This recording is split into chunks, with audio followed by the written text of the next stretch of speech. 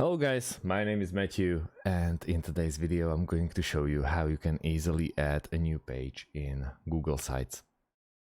So first things first, we are at our, let's say starter page, and we just started, and we wanted to add a new page. This is our first one, but there's no page number 2.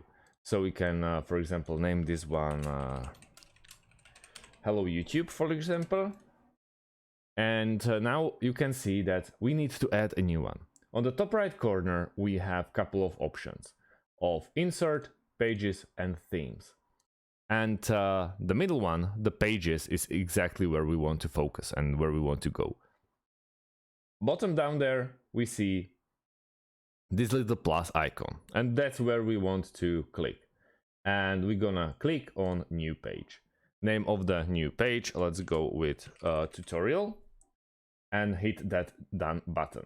So straight away, as you can see, we have 2 pages created. First one is home, where is hello YouTube. The next one is tutorial. And once we're here, we can easily switch between them and work on our websites or our pages. Yet again, we can add a new one, like tutorial page 2, and add as many as you like. You can easily drag them, and you know the drill.